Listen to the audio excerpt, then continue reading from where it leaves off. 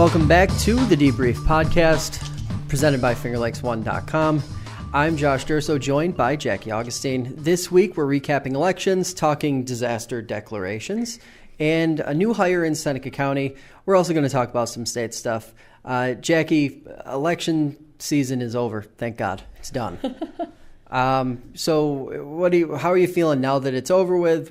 Any surprises? Obviously, some results just came in today that we can talk about. Right. Results in the city and also in Cayuga County. Tell us what you feel so far. Yeah, well, I think what we're seeing in Geneva, in Schuyler County, in Seneca County are these really close races. So yes, the old slogan, every vote counts, is not just a cliche, it's true, but I don't know. At first I thought, boy, that's too bad that all these races are so close. But then I started to think maybe that's not so bad, because maybe that means we're actually not as polarized, that maybe people are kind of finding that there's something, they're crossing party lines both ways, so you're not getting the anticipated result. So some places where Democratic majorities are kind of overwhelming, you're seeing close races, and likewise where you have a lot of Republicans, you're seeing close races. So maybe people are moving toward the middle a little bit. So if you've been living under a rock the last 24 hours, the city supervisor race for wards 5 and 6 was decided by a single vote. One vote. It's not certified yet. None of these are certified yet. So who knows where a stray vote turns up. Is that, so there have been some, historically in the last, say, 4 or 5 years, there have been some close races, but one vote, it's like razor thin. Right. Having gone through the process, how often does a stray vote, as you say, turn up? Or where could a stray vote turn up if there were one? Yeah, I don't know exactly what the process is now with the electronic machines. I'm not as familiar with that, even though that is how the last election I was in was run. But I know with the mechanical machines, the lever machines, oftentimes when they would go back and recanvass the machines, they would find a vote or two that had initially not fully registered, and then they needed to update that result.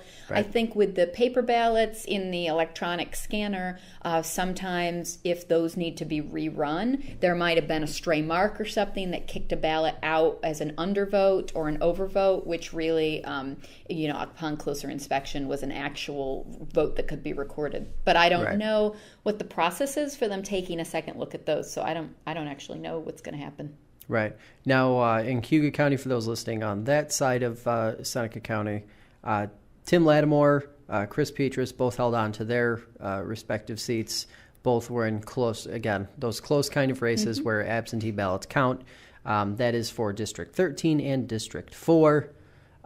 So now, and also Seneca County or Seneca Falls at-large supervisor races, the 2 seats that were available, they were counted yesterday, and it appears as though the results that were talked about on election night and after election did actually hold true. So Lott and Cronenwetter will be the representatives for Seneca Falls, the at-large representatives. Right.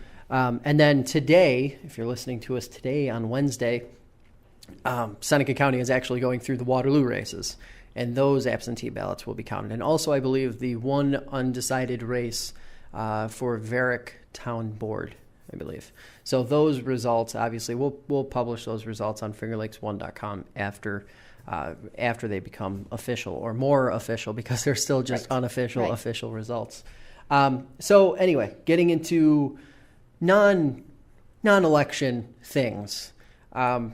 You wanted to talk a little bit about what's been going on with this whole economic development. And it was interesting because after I got your note about wanting to talk about this, what had happened earlier in the week on Monday, I started thinking, I'm like, this is kind of what New York State gets, because this seems to be what would happen when you introduce political measures to try and drive economic development. Right. Yeah, and I thought, so there was a hearing earlier this week about the economic development efforts, specifically the Upstate initiatives, and a lot of focus on Buffalo, the Buffalo Billion, and that 43 North project that they have. And so Howard Zemsky, who is Andrew Cuomo's economic development czar, which is an incredibly hilarious title to me in my view. But anyway, he was testifying and got into this really heated discussion with an assemblyman who, Raymond Walter, who is from Buffalo. He's a Republican. And I didn't know him before then. But I thought the exchange was really interesting because the assemblyman raised a lot of really good points. Like, for example, IBM was given $55 million with a promise of bringing in, how many jobs? I think I made notes, sorry. It's like 500 jobs. And they have till 2021 to get there, but there was question about whether or not they're making enough efforts to move in that direction. But they, these programs have had a lot of detractors. And in my view, kind of rightfully so with some of them. They were talking about Startup New York, which is that program that is supposed to kind of eliminate taxes for entrepreneurial businesses that are affiliated near a college campus. And it just has not been producing the results that they were hoping for the amount of money that has been put into the program. And it's not even the money that's being given to people that is unaccounted for, or I don't want to say it's not lost, but it's not missing money. That's a different kind of scandal. But but they've done so much money in advertising, like $75 million in advertising for a program that they think maybe has resulted in 50 jobs so far. Right.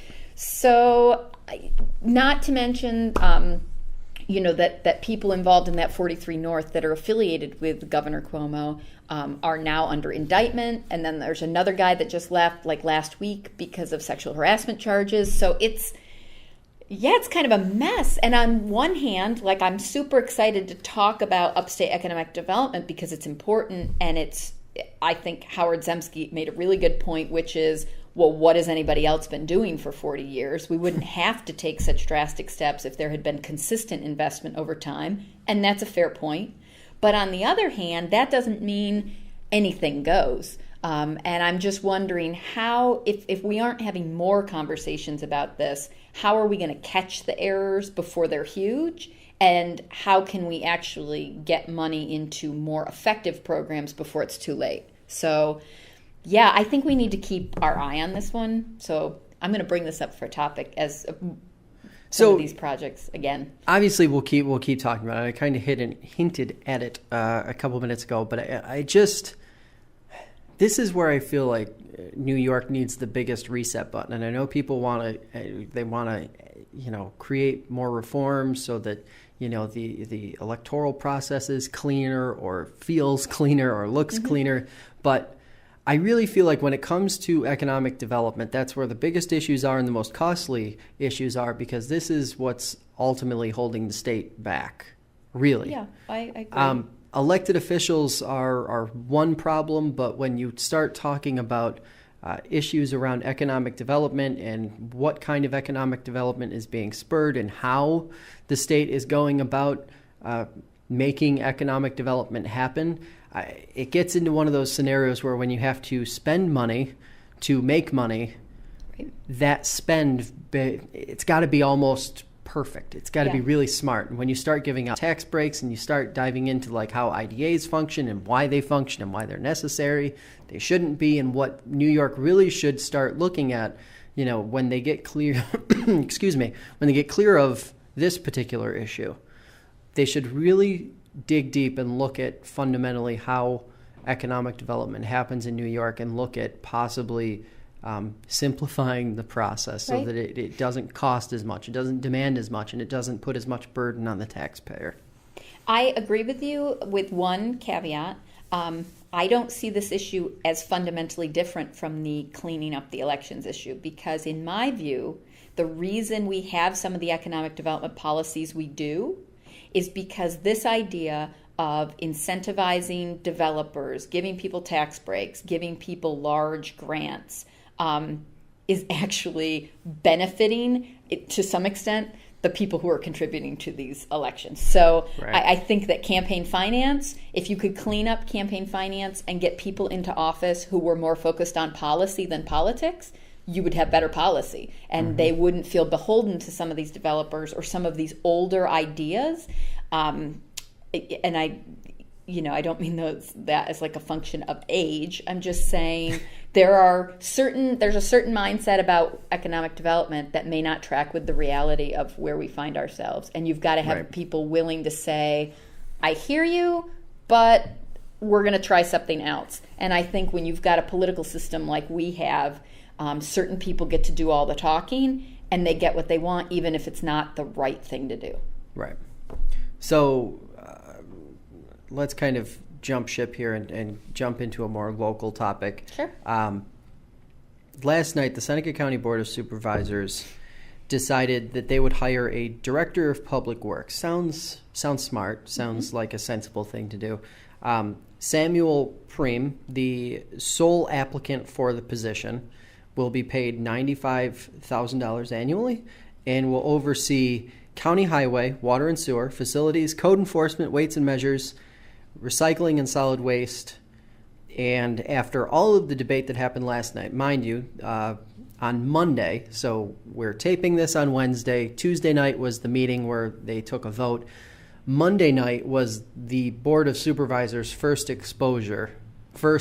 full exposure to this candidate. Okay. I believe only 8 supervisors were present for this meeting out of the full board. And last night when the vote happened, only 2 supervisors voiced opposition to it. Fayette Supervisor Cindy Lorenzetti and Varick Supervisor Bob Heisen, a Democrat and a Republican, both were concerned about support staff for this position. So Seneca County has never had a director of public works. They've never had someone to oversee. They've never had an engineer to sort of oversee all of these varying departments. But both of them were concerned that if you just hire this head person, which really, if you look at Seneca County's issues right now, the main need for this position is under the water and sewer umbrella, where a lot of state-required improvements are knocking on the door, and the DEC is knocking on the door saying, hey, you need to fix these things. A lot of things down at the depot, a lot of issues with some of the billing and things of that nature. So the idea here, and I agree that the position is good to have. Now, and this kind of piggybacks off of what the supervisors who voiced opposition to, what their whole argument was. If you don't have support staff for that individual, how is this one person, not just somebody running around like a chicken with their head cut off, Right. trying to put out a bunch of fires that Seneca County may have burning right now in various parts of the management and employee structure? Yeah, I mean that's a good question, because if the system is broken, then it's going to take more than one person to Right, and fix their suggestion, which they tried to create an amendment, but because it's a position that they held in a local law or a public hearing on, they couldn't go back in and really morph it too much. Okay. A bookkeeper was actually what was suggested, and the concept would have been take billing, water and sewer billing, take answering the phone, and the sort of low-level administrative stuff that's happening in water and sewer, and put it on a bookkeeper that works under the director of public works. Again, a really great idea, but now I kind of sit back and I start to ask myself, that happened really quickly. Right. And one of the big concerns that, some of the supervisors talked about heading into it was, well, we only had one applicant. One person applied for this job. Now, there are arguments both ways as to why there was only one person. Some have wondered if the county was willing to pay enough, if $95,000 was annually a fair salary for a director of public works. Another philosophy was, look around, look at what's happening in Seneca County, look at the state of affairs, and you could see pretty easily why someone who's, most likely on the internet looking at job boards and comes across Seneca County, before they apply for this or put their resume in for this really high-level management position, they're going to probably Google search Seneca County and the supervisors and what's happening, just to get a pulse for things, right? So, you know, you don't know what the real reason was, but one person, choosing that one person, paying them what they're going to pay them, because to the average resident of Seneca County, $95,000 is nothing to shake a stick at. Me neither. I mean, I'm always on the outs on this. I feel like salaries around here are grossly inflated, but I'm always on the losing end of that argument. So. Right. So I guess it's just kind of interesting, and this will be a topic that we most likely discuss in the future again, but I wonder if this was one of those rare circumstances where they just needed to slow down. Like it kind of felt like the supervisors were so desperate to get something across the finish line, because historically, and I've given them as hard a time as anyone has, for being historically, they have not been able to get anything across the finish line. You know, it kind of seems like they were looking for a win. They found their win. They found a way to get something across the finish line, get it done, and much to the county manager's happiness, it's done. This is done. This is something that's off his plate that, you know, can be managed from his perspective a little better than it was being managed before. But a really complicated thing, and when you're talking about hiring or creating a position of that caliber, you have to, I think, have your ducks in a row. Right. Yeah, I mean, it kind of sounds to me like the vote was an acknowledgement that they've kind of lost control of the situation, because... Oh, nobody's denying that. Okay. Oh, nobody's denying that. Well, then good. Let nobody's me just denying restate that. the obvious. And, yeah. Because if they think it's so out of hand that you need this additional oversight, but they can't articulate how the board is actually going to participate in that oversight and help reorganize and restructure and even be able to explain what the problems are that need to be tackled, that is cause for concern. So, I mean, not even, you were talking about water and sewer, but not even to mention the bridge report we talked about before, where, you know, 1 out of 3 bridges in Seneca County is considered failing or in need of immediate assistance, according to the state. So I understand a lot of those fall under the jurisdiction of the individual town or village highway boards, but somebody's got to take that question on at some point and say, is there any coordinated approach? Is there any regional, countywide approach to dealing with infrastructure, whether it's water, sewer, roads, and any of that? Yeah. I don't know. Seems like on one hand, good luck to the new appointee. This is a way of maybe getting a little closer to a water and sewer authority, but at the same time, it seems like a sidestep of it and saying, you know, well, we have this person leading the charge. We don't need to actually, you know, create or develop a unified water and sewer authority. So I wonder if they're going to empower him to take a look at what's going on and then come back to them with some recommendations. I mean, that would be a good step. That's the goal. That would be a good step. That is the advertised goal. Okay. But there again, you know, you talk about, and that was what, you know, a few of the supervisors pointed out last night, you know, while they're going through this debate about if they should hire a second person with that person, do it right then in the moment or wait until they come on board and see what they need. I've listened to that board and the supervisors from around Seneca County talk repeatedly about what the town or what the communities need as opposed to what they just want. Right. And I could very easily see them in the future voting down or turning down a potential bookkeeper or secondary person for this director of public works. So it's really tricky. It's going to be really hard, but you know, creating this position isn't your get out of jail free card. It doesn't solve the problem, and it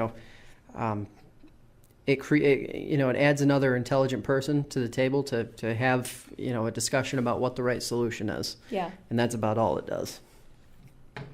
But so speaking of positions, elected positions, appointed positions, we talked about it on this show before. Yep. We talked about it on election night. And now the the results are in ballot measures in Montezuma and Moravia overwhelmingly were defeated, which would have made the highway superintendent position appointed as opposed to being elected.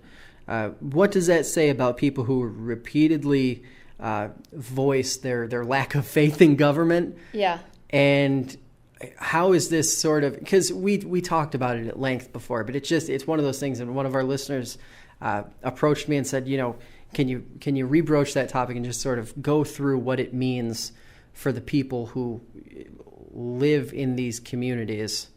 Because on one hand, you're right, you have this lack of trust in government, and at the same time, here you have the opportunity to appoint someone, to create a situation where you're appointing qualified people to do these jobs, and you're putting it right back in the hands of the electorate. And if anything, it seems as though for the people who say, well, it wouldn't be as fair a process, my comeback to that is, how fair is a process that only includes whatever the voter turnout is for that particular election cycle?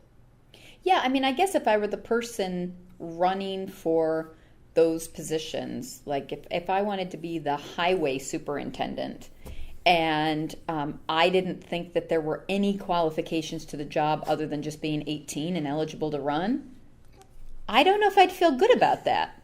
I think I would want, there would be A, more job security, B, more accountability for the public, and C, hopefully better quality work if it were an appointed position where people could say, all right, we would like to find someone who has a background in this technical skill, who can oversee this, make sure it's done really well, and we're going to interview candidates. Like you're saying, maybe people are worried that there's only going to be one candidate, or maybe people are worried that there won't actually be a solicitation and they'll just appoint someone they know.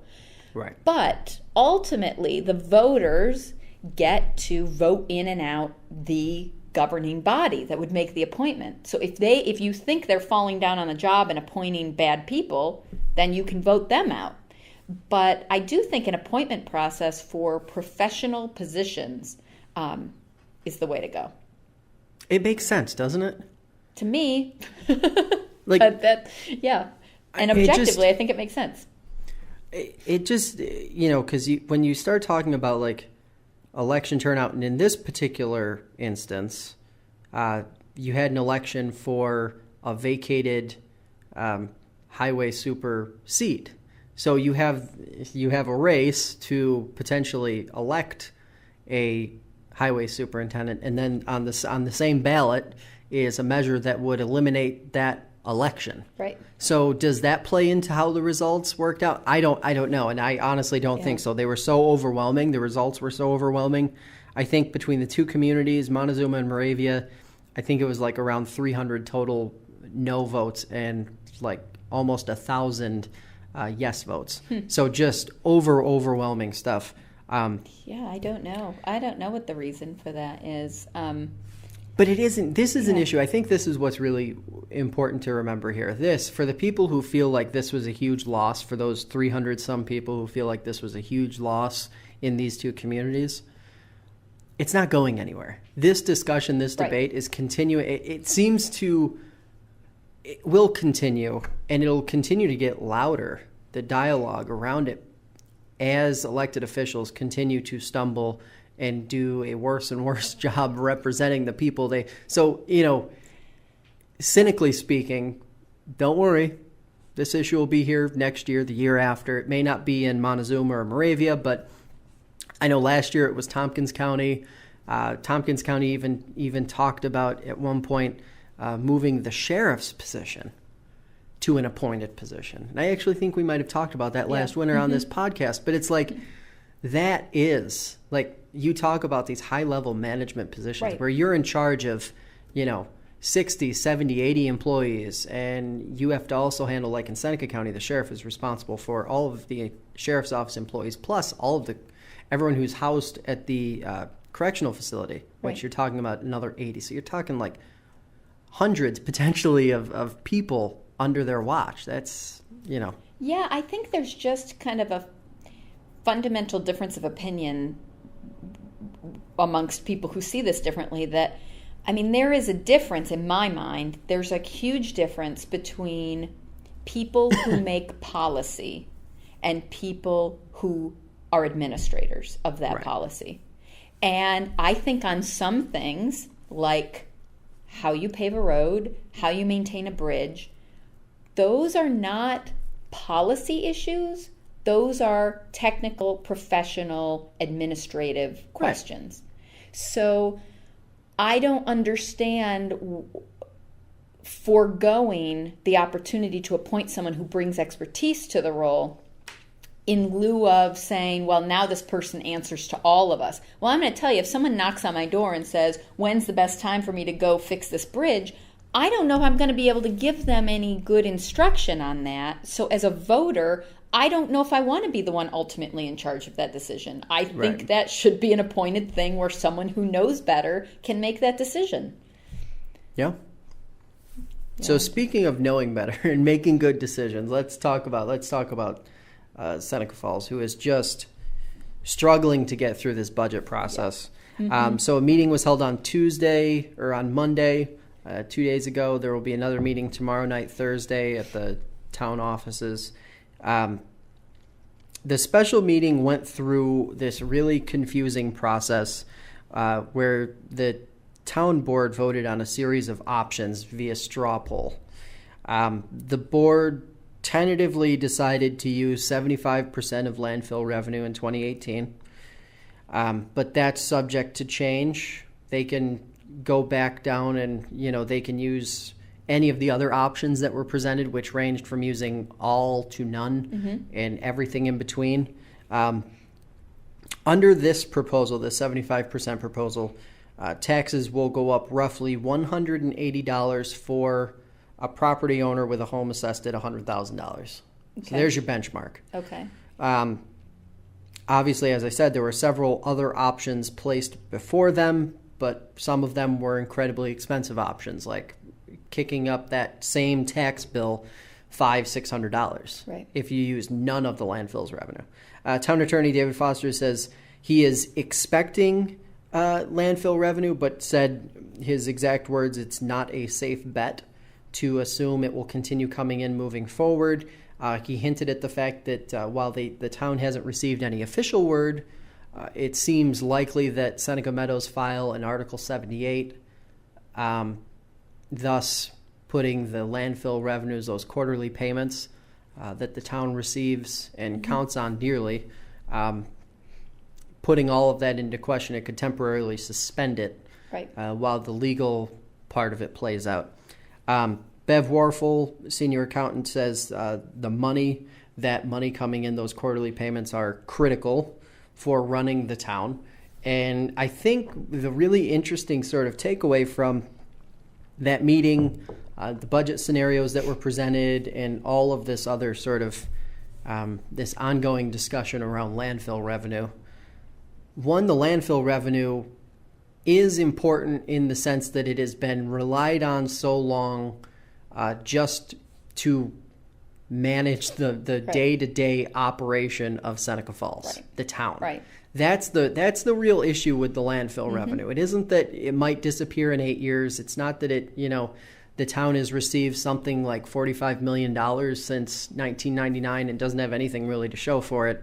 It's that the money is being used not on projects, not on developments, not on infrastructure. It's being used just to pay the bills, essentially. And that creates this scenario where kind of seems like there needed to be some long-term planning, kind of seemed like there needed to be some game planning a number of years ago, not just now. I was just going to say, not now, about but yeah. how to better use and manage those funds. Yeah, I mean, first of all, I think it's a misnomer to call the landfill money revenue, because I think that puts the board in the wrong mindset, because they think, oh, this is a revenue source which somehow we have control over, and property taxes are a revenue source. Sales tax is a revenue source. The fee that you're getting for hosting an environmentally questionable business in your town is a safety net it is a payment towards future anticipated environmental expenses. It's not your operating budget. Right. And this is a significant problem. So I think that's the first thing. It was interesting that Supervisor Lazaro called in election night. We had a little conversation. And I asked him a question, and he gave me an answer. And I tried to ask the question another way, and he gave me the same answer. My question was if he thinks there would be a benefit in opening up the budget process to the community. And he said, well, we do a budget hearing, and I talked to our attorney, and we're going to do another budget hearing, and everybody has access to it.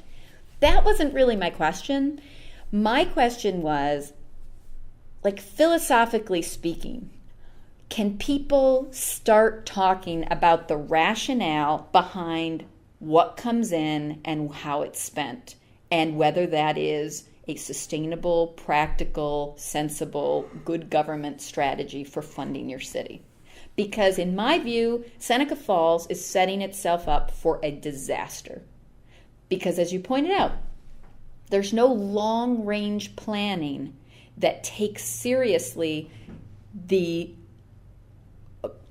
ceasing of operations of Seneca Meadows, either sooner than Seneca Meadows anticipates, or just when Seneca Meadows says it's going to stop. Right. There isn't. So it's just bad business. I mean, I think, if you're, like, I'm just thinking, like, the parallel is, in the nonprofit world, if you get a grant and you're using that grant, which is time limited, to pay to keep your lights on, you're in trouble.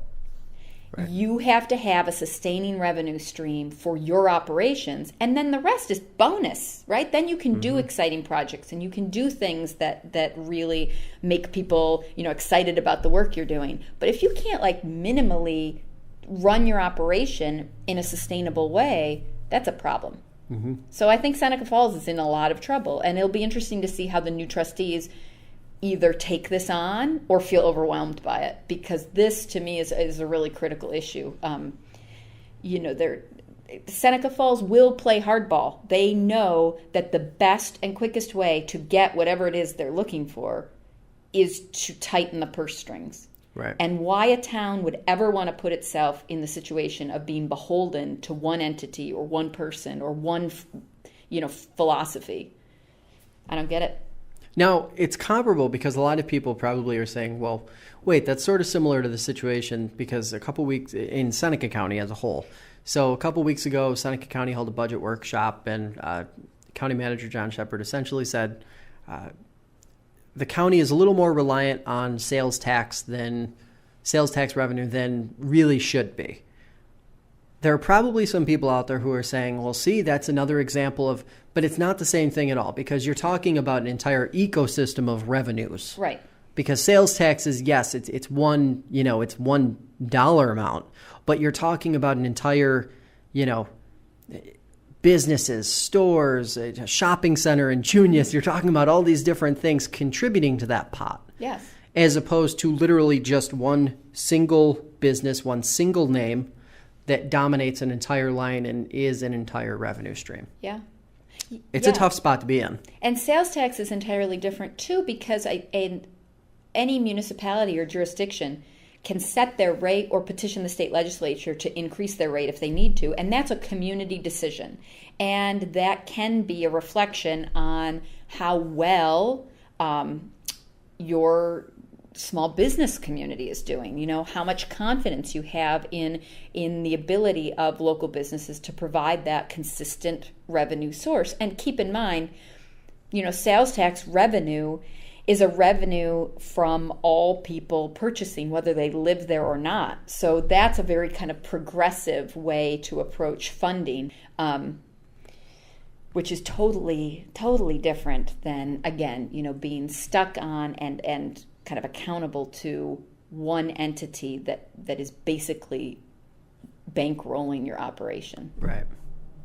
So, and I just kind of, I preface this entire conversation by saying it's not clear what Seneca Falls is going to do. And at this point, when you're faced with the situation of you either rely on all of it, some of it, or none of it, We're talking from the philosophical standpoint of you shouldn't rely on any of it. But at this point, relying on none of it isn't really a viable option when you're talking about essentially doubling the taxes on the average homeowner. Right.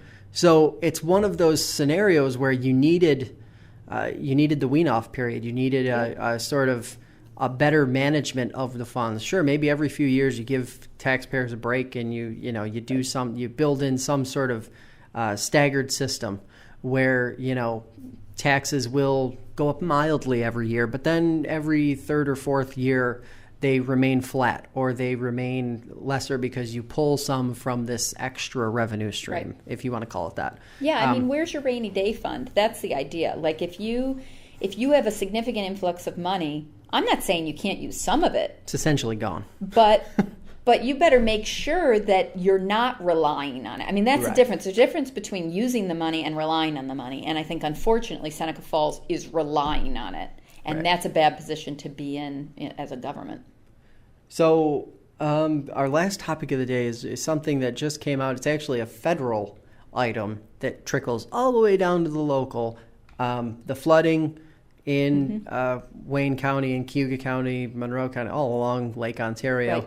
Right. The interesting kind of caveat with this disaster declaration for Wayne County and basically every other county along the lake minus Monroe and Cayuga, it just allows for FEMA aid to reimburse the state for what the state's dishing out to these individuals. But the declaration itself, Wayne County in, other counties in, Cayuga County and Monroe County out.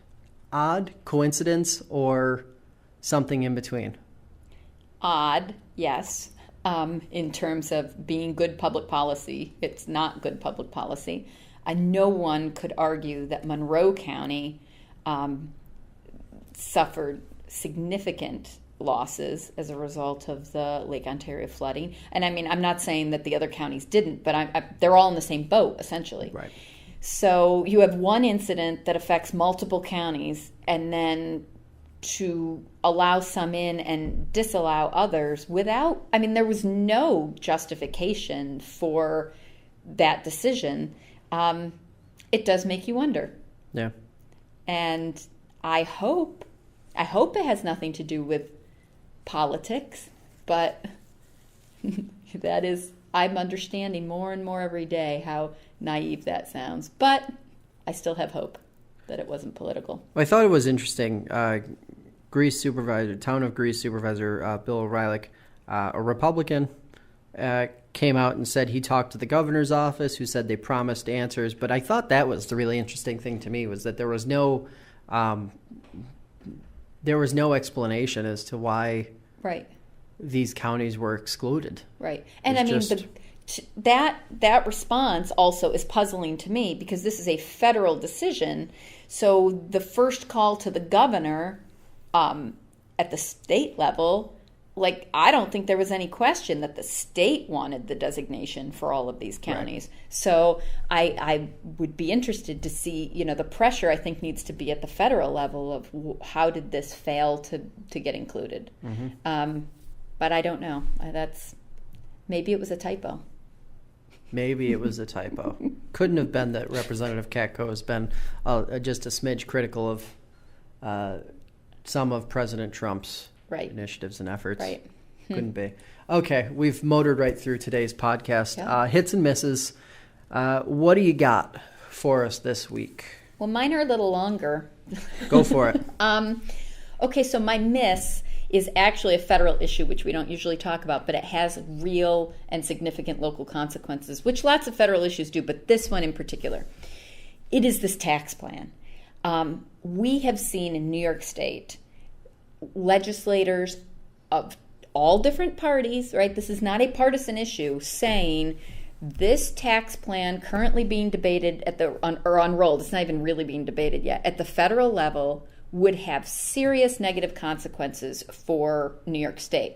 But what's not being said enough is that it actually has quite a few benefits in it for downstate, for New York City. I mean, this is like a millionaire's dream and a big city, kind of proposal. But our region, Upstate, is really going to suffer because, there are three things that immediately jump out.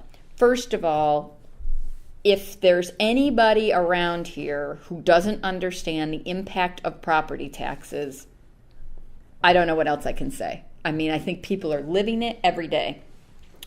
And the two congressmen in Western New York, both Congressman Reed and Congressman Collins, the only statewide holdouts who support this budget proposal, both Republicans, both supporters of the president, unapologetically, supporting this proposal, have totally ignored the impact that it's going to have on regular homeowners. Mm-hmm. Second issue in that budget proposal is eliminating the historic preservation tax credits, which, communities like Reed's own home communities, right? The Elmira Corning region has rebuilt its main streets using these historic tax credits. Downstate, New York City, has already pretty much exhausted them. They used them early on. They got what they need. Now the small communities, the upstate communities, are starting to see the benefit. And in my view, it's a great program because it doesn't upfront any money. It's not a grant to a developer who runs off and does the exact opposite project. You don't get a credit till you have completed a project using your own money the way you said you were going to do it. And then you get a credit. It's like 0.03% of any amount of money that would be of relevance to the federal budget, but they want to eliminate it. And I think, again, that kind of guts our upstate economic development because people will move here when they want to live here. And if you start chipping away at things that make people want to live here, like intact downtowns and enough residential property at an affordable level, people will leave. Oh, I said there were three. Those are the first two. that the third really... one must have just not been. Oh no, it was bad too. Oh, I think it was. Oh, it's student. It's now students in graduate school would have to count any tuition assistance that they get as taxable income, or they would lose the benefit of not having to declare that. You're in a region where, like, higher education is a big part of the community, the economic sector. And in this innovation economy that everybody's talking about kickstarting upstate New York with, you need people with access to education. And I don't know how it benefits any of us who would like to see our kids go to school and get a good job to make it cost more.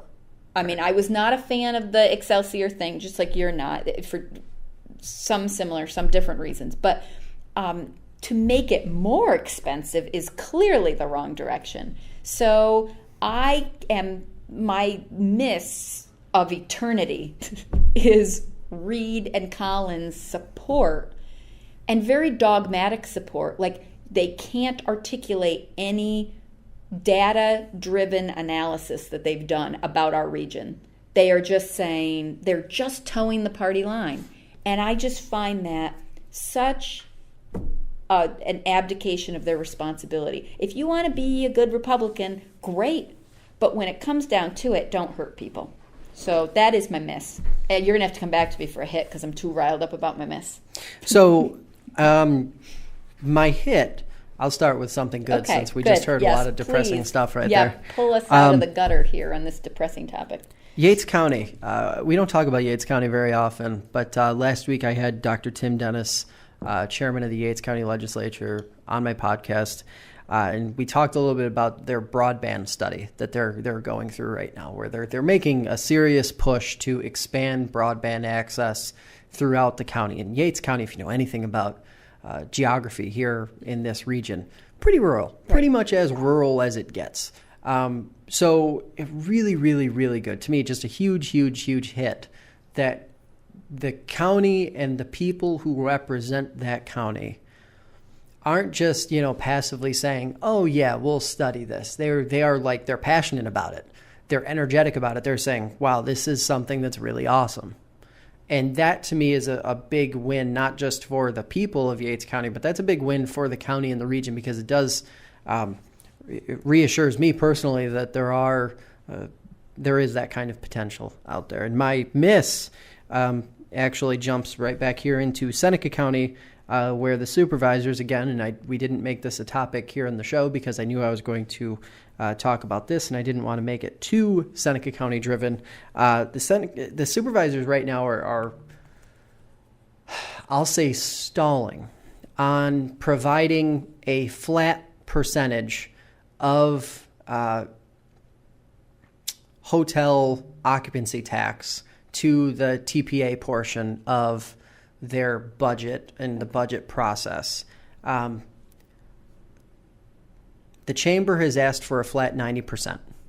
And of the funds, because of Del Lago opening and having a large hotel out there, that revenue stream is much larger than it was before. So they're going to get more money in theory. Right.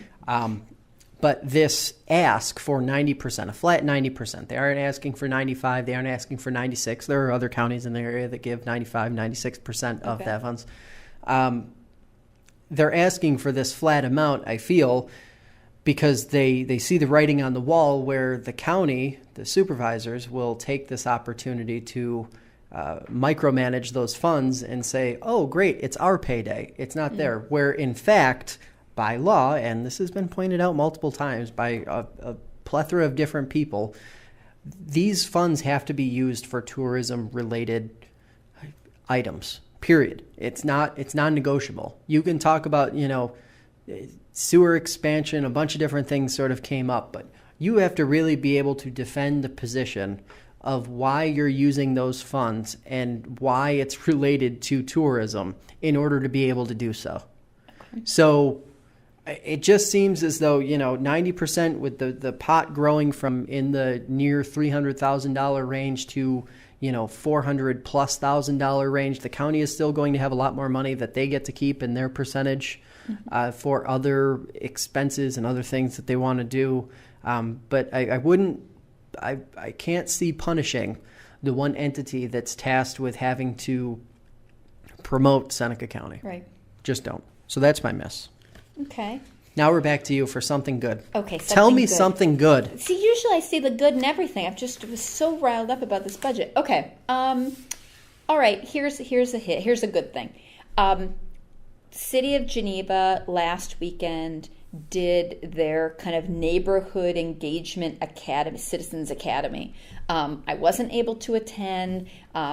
Unfortunately, although what I heard from people who went was that it was really great, what I heard from people who didn't go is that they didn't know about it, which is unfortunate. I mean, I knew about it because I went to the last city council meeting and it was announced. But yes, there could have been some more press about and some more neighborhood-driven outreach about that. But what I want to say that was really excellent is that the city has adopted this triple bottom line strategy that they're unrolling to the community and really engaging people in discussions about how can the city best meet its community values, its priorities, its vision, and really, I think, taking seriously community members as partners in that, instead of this walled off, we're city government and you hoi polloi, you stay out here and we'll talk to you when we need you. I mean, I really think there is an effort to engage people. And I think that other communities, say hypothetically Seneca Falls, could maybe learn a lot from the benefit of diversifying the people who have access to information and who are inputting on decisions. Because it's one thing to just say, we invite comment. It's another thing to say, we invite partnership. We're coming to you, we're explaining to you the details, and we are actually engaging you with your ideas. It's a totally different dynamic, and I think it's setting Geneva apart in the region in a really positive way. Yeah, well, we'll see if that kind of theme can be duplicated anywhere else here in the Finger Lakes. I have hope. We'll be back in a couple weeks after Thanksgiving. Yes. Happy Thanksgiving. Happy early to Thanksgiving. everybody. Yep. Well, that is going to do it for us today. We'll be back after Thanksgiving with another edition of the Debrief podcast. In the meantime, find us on Facebook and let us know what you think about the topics we discussed today. Also, let us know if there's anything else you want us to talk about. We'll do it. Thanks for listening, and we will be back in a few.